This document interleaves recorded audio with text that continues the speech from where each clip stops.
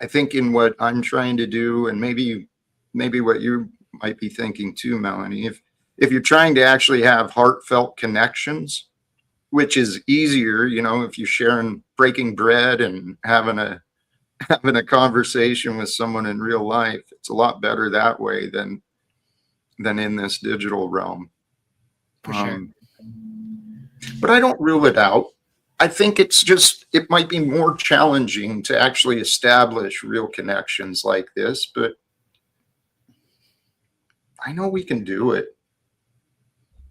Yeah, and how to change that dynamic if it is possible in this platform. It does seem to be, and it seems to be very attractive to people in some way. I mean, obviously, more and more people are coming to it and spending time here. So, like, how do we make the shift? What are your thoughts there on making the transition to this being more of a catalyst of productive change for folks? Is that for Jack? I'd love to hear your thought if you have an idea. I mean, if you look at like COVID and like how the internet can be used in like disaster relief, there's always going to be a purpose for it. But I think, right now, I'm not the sort of person who needs the internet to interact, but it is 10,000 times easier to interact with people I hardly even know through the internet than the people I hardly know in my building. It's hard to really give like a direct response for that, to be honest, but I think it's more about meeting people where they're at. So right now, like if you can have a Facebook group about the potluck, that's great, but don't also rely on that. I think a lot of people are starting to rely on web services to get things done. And if we're talking about, like, I'm not sure how broad the question is. If we're talking about like the panelverse and how people interact, I think there's just always going to be a problem with aggression and attracting people who see it as a space they can exploit. True. Because in a way it is, isn't it? It's a way that can be easily infiltrated, easily exploited. It's really easy for people to put on a character or a mask when they do this. Yeah, it has been for some time, but I do perceive change in that realm. Like one thing over the last couple of months, YouTube has been very proactive about is the so-called AI slop channels and closing down quite a few of them. At one point, just recently, we were utterly inundated with them and they were everywhere. But now they're moving towards, if you have AI representation, you have to check the box. And if you don't, then they'll just delete the channel immediately. And so they are eliminating a lot of that. And I think there's going to be a coming like call to action or accountability for anonymous individuals too. I mean, we see that obviously playing out in this realm, that folks won't be as easily able to tune in and cause trouble, engage in like, I don't know, cyberbullying and stuff like that without some greater accountability. I think people will be less likely to do it as well, knowing that some of those safeguards are in place.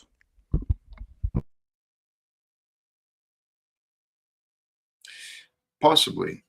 Well, this might be a little off topic from there, but I was just reminded of something I saw earlier regarding the AI. Someone showed a false video of a policeman confronting an ICE agent, right? But and they're doing what would be righteous, saying, hey, not in my town, you're not going to be doing this to our people. But it was fake, and the point is, at this point in the development of AI, you can see the signs of when it's fake. But what's the next step? As this stuff improves, it's going to be more and more difficult to see what is real and what is false. And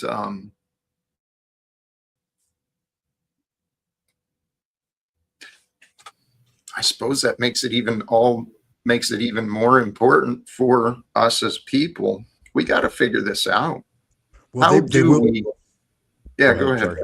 No, they will be pushing for a digital watermark on platforms like this, like YouTube, where it'll clearly say in one corner, and then that'll be somehow universalized. At least that's my premonition of the thing. And I've heard people talking about it, But then again, they're putting GMO foods and other things on the market without any indication of that, right? So we had kind of strived for that in the past when they first started integrating genetically modified food organisms into the marketplace, that they should be clearly labeled. And I'm not sure how that's playing out with where you guys live, but I know that like here, for example, there is no indication of whether or not it's been modified in some way. You're probably fine either way. But with the AI stuff, that would work if AI could only be made by the people who own big data centers or huge platforms. But a neural network is something you can run on your own computer if you're tech savvy enough.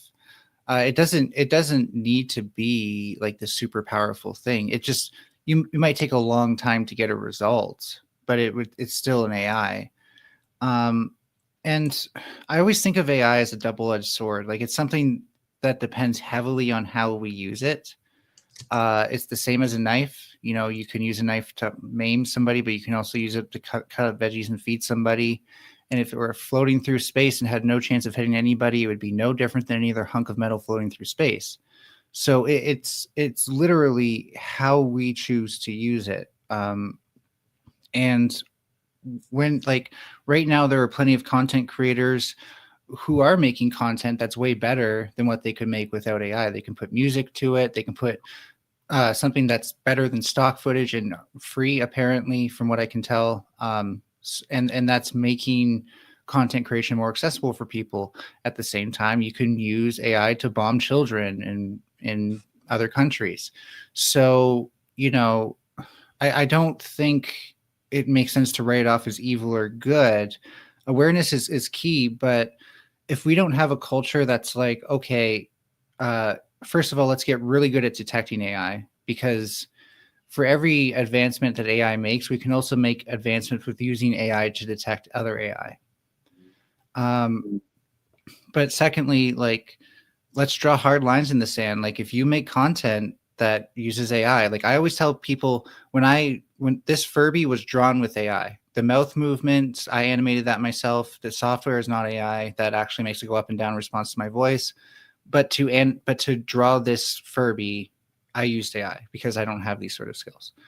And so, you know, if people aren't being accountable, we need to cancel them, right? Like we need like an AI cancel culture almost when people don't label their shit. Yeah. See, this gets dangerous though. And I suppose in any action, in any answer, there's the potential of danger, isn't there?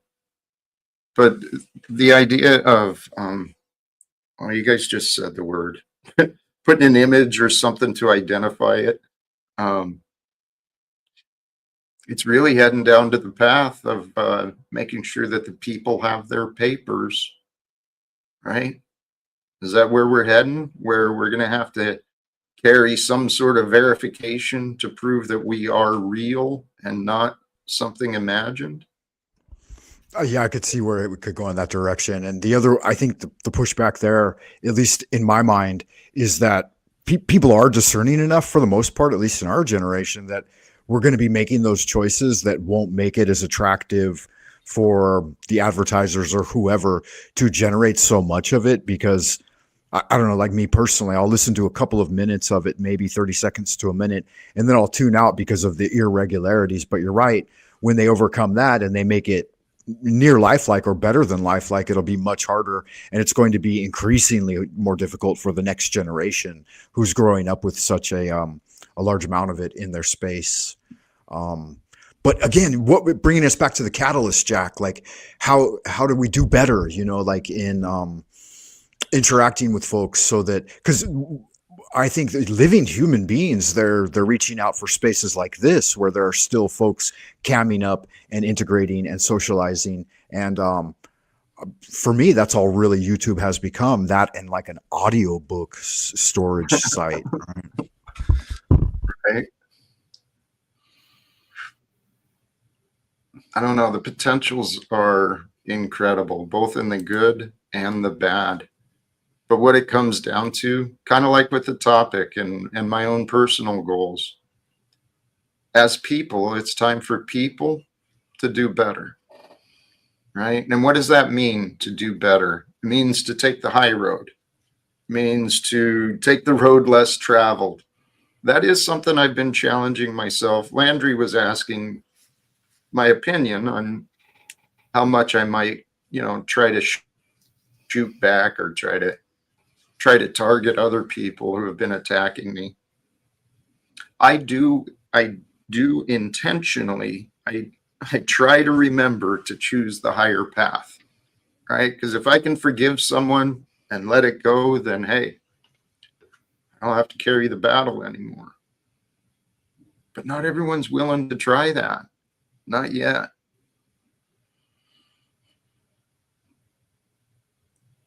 I think I agree, so long as it's not like a God-coded answer, because I don't think you need to follow God to take the high road. Personally, I think I've found my own internal philosophy. It's not necessarily in words, but it does amount to like leave it better than you found it kind of thing. Yeah. That makes me a good person. I agree. Yeah, and I think Snafu. Oh, sorry. Go ahead, Jack. No, go ahead. I was just going to say, I think Snafu hasn't seen the clear delineation between what you're talking about, right? Like he mentions here, secrets, Jack, your secrets, right, in the chat. But what you're referencing are the legal secrets and the secrets that are actually holding all of humanity back, not, how many plies of two-ply toilet paper did you use, right? I mean, it's just, I don't see why he doesn't get that. It kind of baffles me. And honestly, I think it's intentional. I think it's disgusting that Snafu doesn't respect that you want to have a separation between your personal life and your online life. We're all dealing with people who are probably here because the real world isn't as accepting of them as they are here. And that's why we make friends here. And I'm okay with that. Like, I probably might not like you IRL, but I like you more when I talk to you through a panel. And that's fine. But like, you can't go digging into somebody's life and then get outraged by what you find. You sought that. That was you doing that to yourself. Yeah. I don't see Jack on here trashing his family. I don't see him talking about any of this stuff. It's just you, Snafu. It's fascinating. Yeah. Hey, I want to swing back to what you said, Melanie, because I agree. I don't know that it is a requirement to have a God-centered idea of being better, of doing good. There's many who have found, the higher road. They found high morals, high standards for themselves and what they'll allow or what they'll expect or accept. And they've done so without the religious patterns. My personal view, though, is if you get the right relationship, that's what it comes down to, a relationship with the higher power, with God, not so much the religion. It makes it a lot easier. Because my faith in a higher power, it allows me the logic, right? I can use the logic and the idea that there's an answer beyond me. There's a power greater than me. And if I can follow that logic, well, then it gives me a peace inside. And I'm not lying to me because I'm following logic. For me, my faith is really kind of a selfish thing. It helped me find greater peace and joy. Yeah, and you're not giving false testimony either. It's one of the reasons that I always felt a resonance with your space here is because you do have the ability to show tolerance, and you don't have to force feed God down people's throats, but you use kind of a gentle guiding back to that center source, and you accept people. Like atheists can step right up and you never have any problems, and you just kind of accept all people, which is such a great thing. I mean, that's rare in this space. It really is. And thank you for being so forthcoming. What I'm about to say is not an attempt to shake your faith, to be clear. What I do think, though, is that I would prefer my method because of my internal locus of control that I get from my morality. There's not like considering that I've mostly have an empirical basis for it, I don't think I could map it out word for word, but most things I care about seem to be real issues. So that's kind of what I mean by that. And because that drives me to be a better person, so that way I could help. There's really like there is no place I could even put God, and I feel like the risk of believing in something that might not be real is that you can have your faith shaken, and Yeah. therefore that then your morality can fall apart if you base it on that. So that's just my reason for avoiding it. Isn't that something? You're absolutely right. And there are people I've met, people are, for the most part, I think people are pretty honest about themselves. And I've met people who no longer have faith, right? They grew up with a particular religion or a particular belief system, and then it was lost. And that's kind of what you're saying. The chuckle I had inside of myself, I don't claim to understand you or fully recognize what you're describing with the empirical foundations with who you are, but I think we're pretty close in ideas. And the thought that made me chuckle is, if I'm truly absolute honest, I don't know that I can prove God, right? I mean, I prove it to me. It's been proven to me. I don't have a doubt in my mind, but if I was to try and actually demonstrate beyond a reasonable doubt, I don't know if I can. But given that weakness, given the fact that I still have this, little bit of room, that I think it's what allows me to keep my faith. Because I've been tested and challenged, and I've even asked why. Why would I want to have faith in this God, right? It's not, doesn't seem to be really working, doesn't seem to be changing things. But then when I look in a different direction, it's all working out. Yeah, I think that's important to note too, like the looking in a different direction. If I could address you momentarily, Melanie, I think that the difference there is like the doctrine and the dogma of the thing will lead you in that direction of possibly losing faith. Whereas what you're really encountering the difficulty with, I believe, is one's expectation of what that thing should look like, right? Like what God should be and how it should serve us in your life.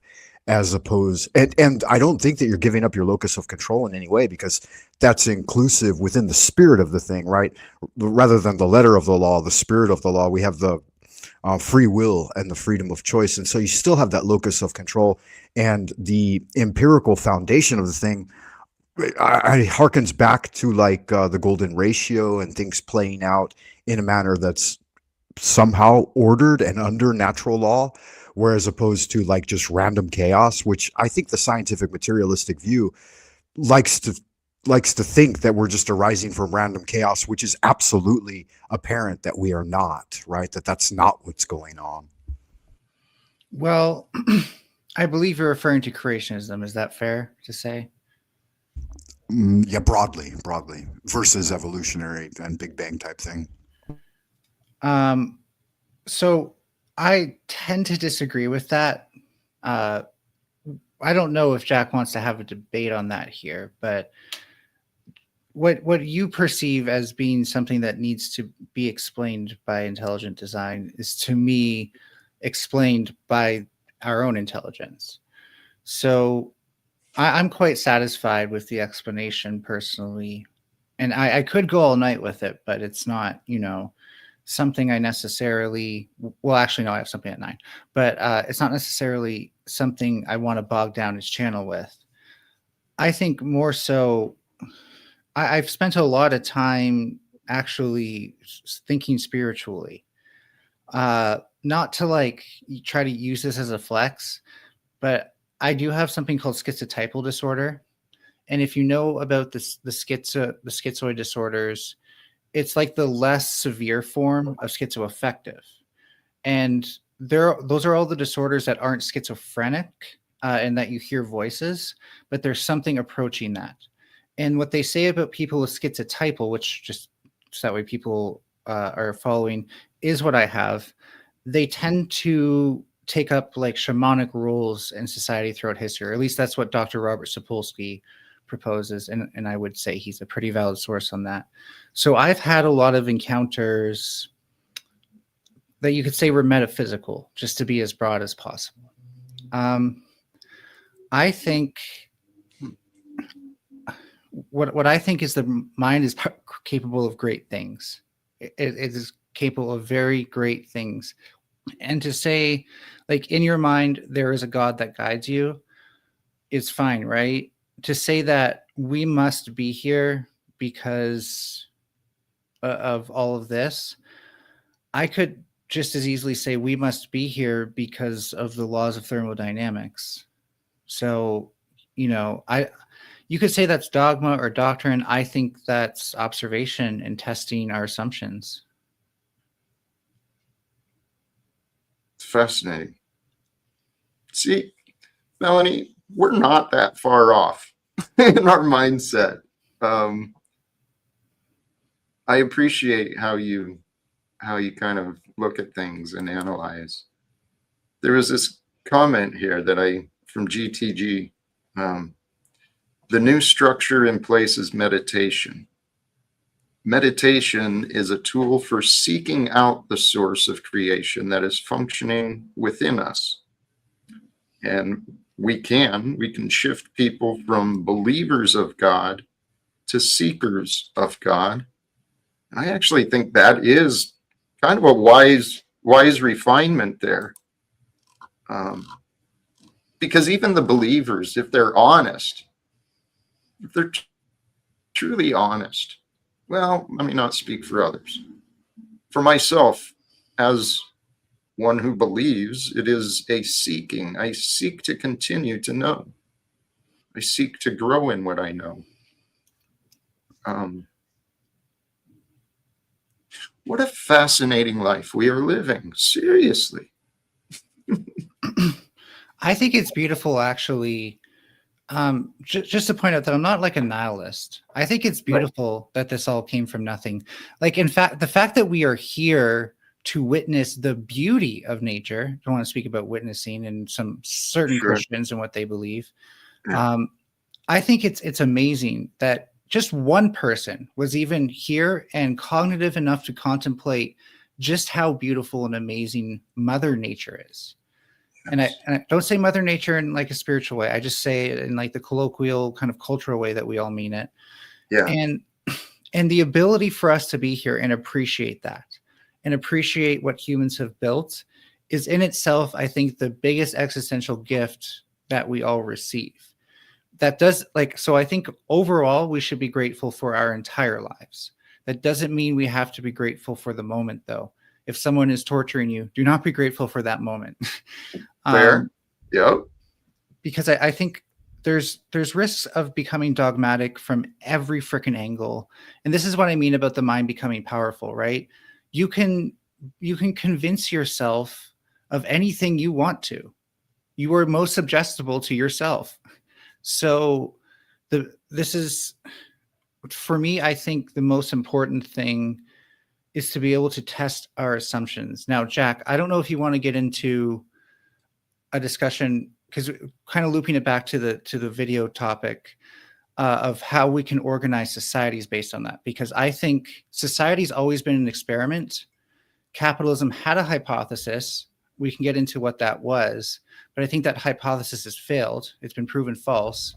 And instead of doing one big society and maybe even a geopolitical strategy that gets everyone to follow the same failed experiment, what we do is we create microcultures, local scale cultures that are all built on a hypothesis. And guess what happens if you can't fulfill the hypothesis? You either improve or you disband and you go take part in another experiment that you believe in. Because I think even God, right? The Bible and stuff, you can think of that as somebody had a hypothesis, right? This is how we're going to have world peace. We're going to get people to believe in an almighty God who came down to save us from our sins and all this stuff. And trust me, I've heard it from every angle. And all I can say is we need to save ourselves at this point. Nobody's Yeah, coming to save us. to add to that really quickly before we divert from the original ideas, the Sorry, my similarities bad. in our paradigms, no problem. It's where those patterns of thinking lead us to. Do they lead us to fruits of the spirit? And so in seeking God or seeking the ultimate source, is it making us kinder, better people? And in some situations, I would argue that the opposite is true with a lot of mainstream religions, and I can see the danger there. And again, I think it goes back to the doctrine and the dogma. But yeah, to bounce the question back to you, Jack, that's a really wonderful thing to ask, and let's see where we go with it. Actually, I do want to ask Jack, if you were to have your own starter culture community type thing, can you think of a hypothesis you might want to found it on?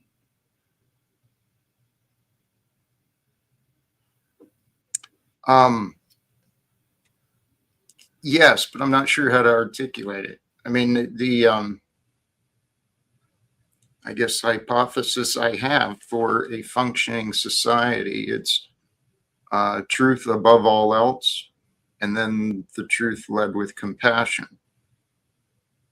Those two things, I believe, could create a functioning economy, political system, anything.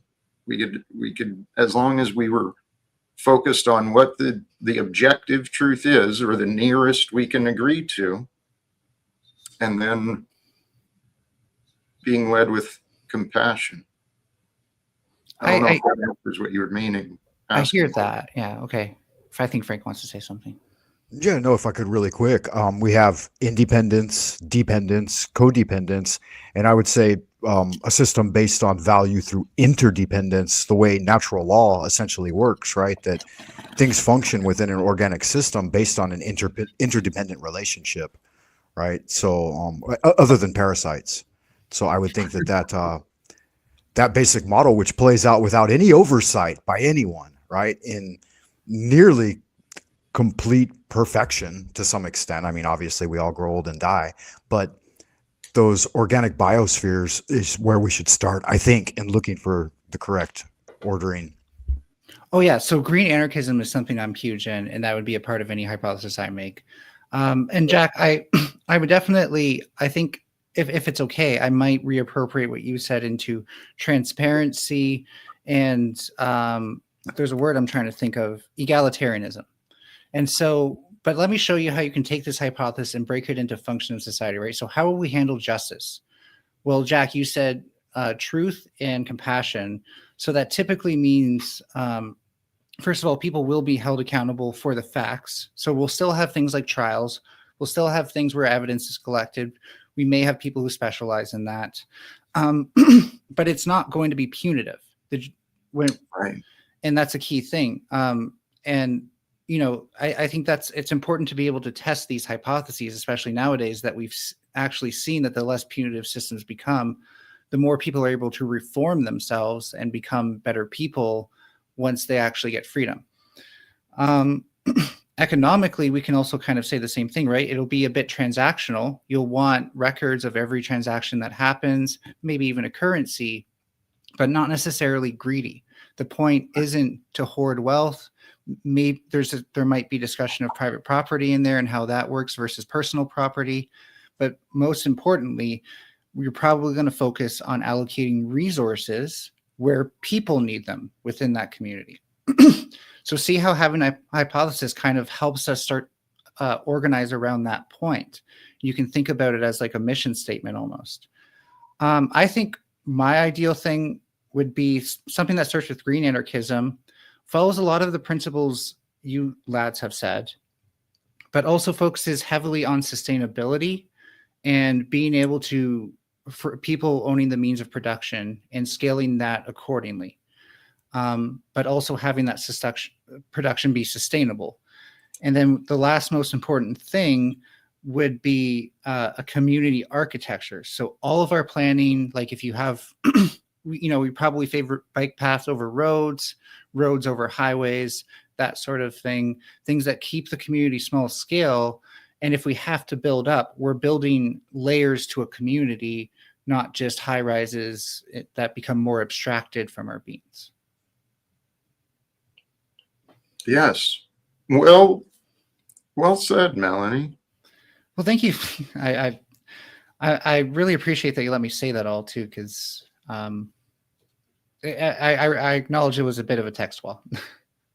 No, I appreciate you've clearly given thought and perhaps looked into others who have given thought to these ideas.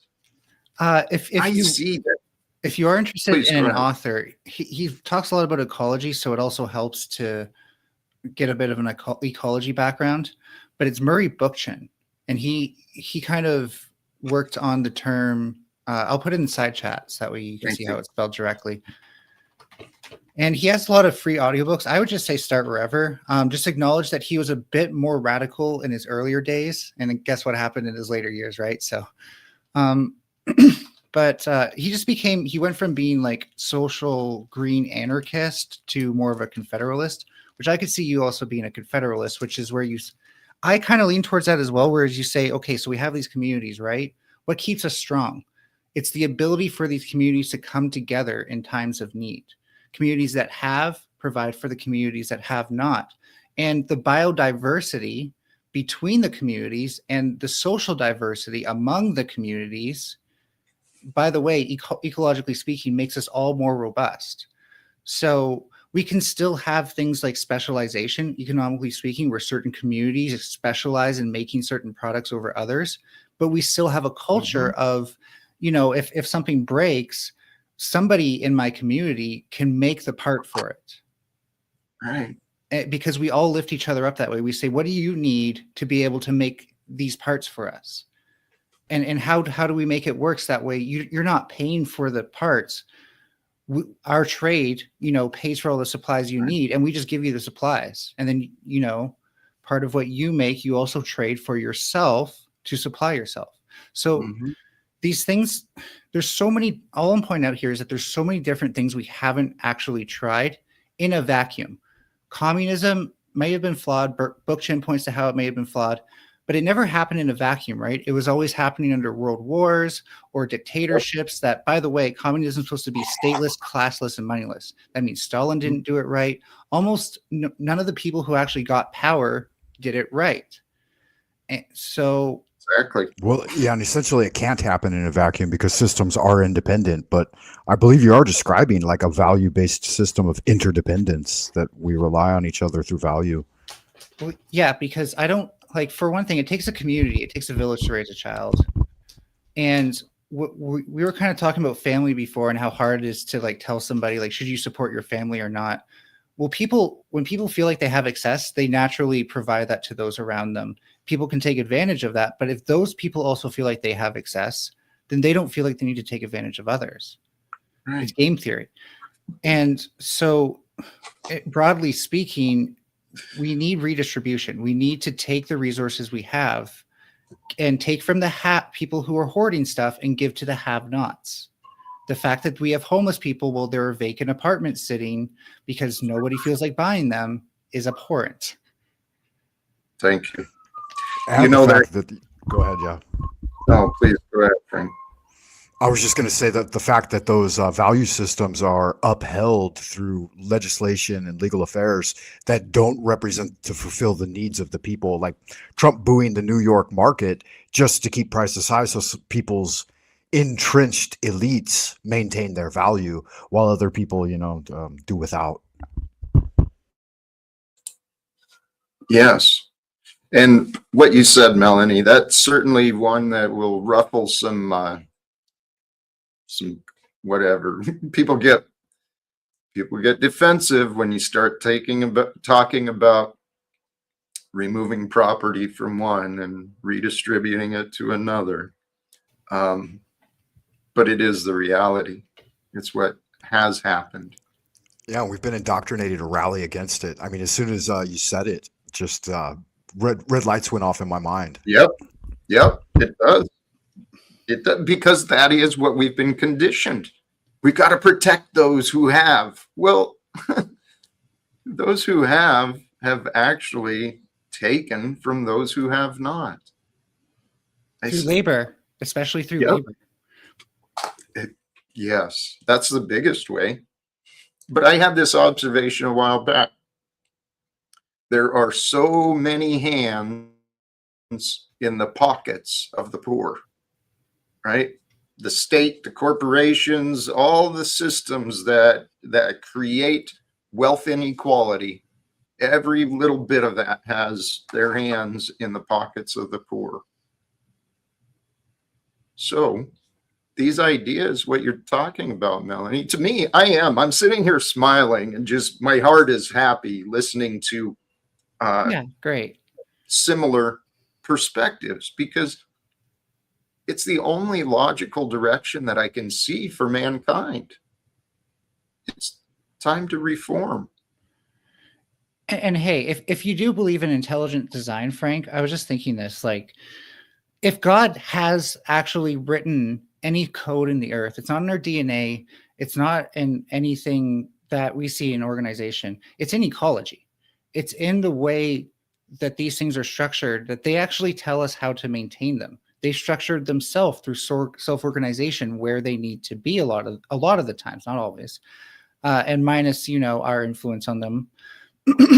But you can see when an ecosystem is healthy. You can see where if I push it in a direction it doesn't want to be, will it bounce back to where it was? And that's a very healthy ecosystem that can do that. And I don't know how many people are going to come away remembering this term, but there's something, if you really get into ecology, there's something called ecosystem services. And what that's trying to say is, think about like water services, right? That your city provides you. Nature does that too. And I know that's like, oh, well, of course it does, right? But it does it way better than we ever could. And it does it for free. We will never be able to spend enough money to reproduce what nature does. You had mentioned at one point, like restoring wetlands. And one way I have seen some success in them doing that is just relocating beavers. And beavers do all the work. Yeah, people can't do it. Nature has to do it. Because they cause floods, and then you have more vegetation around streams and stuff like that, places where water naturally drains. For me, I spend every day with a purpose, and that's to learn more about the science that makes up. I make freshwater ecosystems in a jar, and it turns out that generally is a bad idea. It's not like ecosystems are not meant to be contained. Like we'll never be able to take like a grassland and put that into a box, and then it'll still be that same grassland. We'll have to degrade a little bit. And that's a key thing, right? Like this whole thing from the largest scale, from the entire atmosphere and the entire magnetosphere of the planet, down to the DNA and the smallest molecules that make up living life, those all work together. Those are all in conjunction. And these ecosystem services, when we